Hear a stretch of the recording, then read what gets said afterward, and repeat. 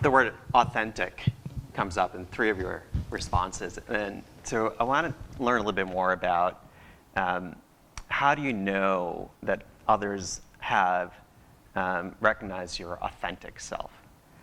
How is that possible? I mean, because it gets thrown out a lot.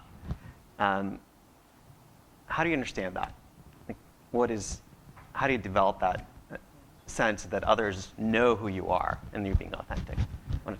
For me, it's in conversation when someone says, you know, I had that same issue, or that same thing happened to me, or I grew up in that same housing project, or is that store still there, or I went to that same elementary school, and they share experiences that I've shared that really hit home. I think critical reflection helps me understand who I am, and then I can reflect that in my conversations with others. If you don't know who you are, or you can't process where you've come from and where you're going, you really can't help anybody else do the same. So when you want people to identify with whatever that is, poverty, racism, sexism, your own personal story creates that authenticity. You could read, we talked about reading earlier, you could read tons of articles and you could read tons of books about things, but it doesn't make it an authentic experience. Talking to others, sharing your personal experience, it really hits home. And you can tell in someone's face, in their eyes, in their smile, when you hit that chord that they can identify with. And I think that's how I tell that I'm connecting with my families, connecting with my staff, even family and friends, from old school music to old school candy. All the now later lovers in the house.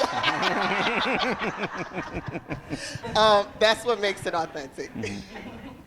Yeah, I like the music. If you think of me when you hear a Whitney Houston song, you've met the authentic Tim. That's how you know. How Will I Know is a Whitney Houston song. But, you know, I think my thing is, I think that it starts with you bringing your most authentic self, and it goes back to being okay with being vulnerable and being open and honest, and I think people are naturally drawn to authenticity. I would say, more so than worrying about if other people are knowing the authentic you, worry yourself about being the most authentic person all the time, and I think people naturally gravitate. You'll find people who connect with that side of you naturally and that you'll connect with. I think our sector is one that is very difficult and very challenging, and we need people to lean on.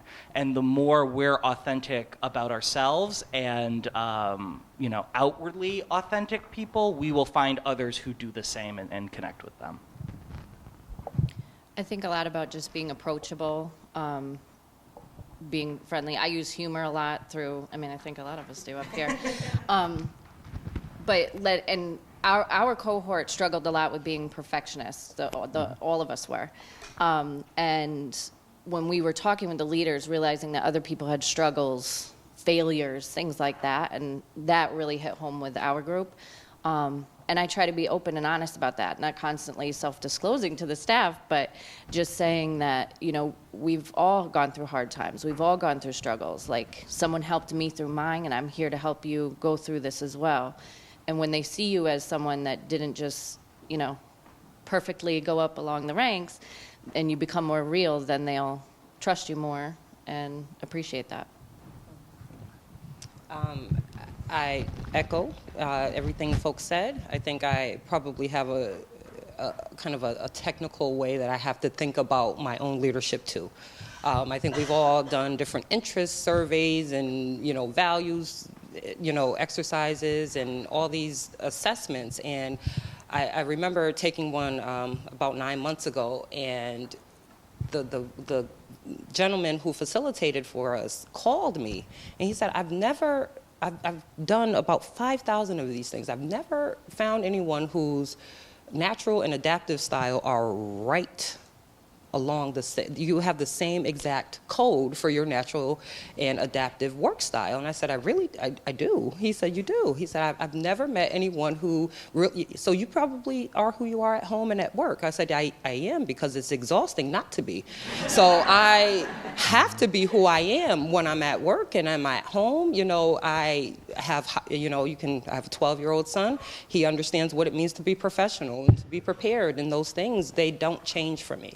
It was reaffirming to hear, with some scientific evidence that it worked on some level, but, I think it's very important to be true to yourself. And then the other piece that I will say is that telling your story is important, and there are things that I know people always want me to say about my story, and I don't say it.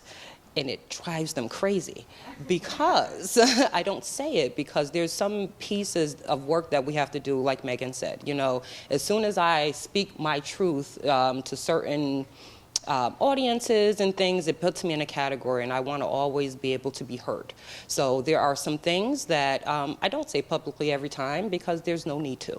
But there are other things that I want you to hear before I leave. So those are some ways that I stay true to being authentic.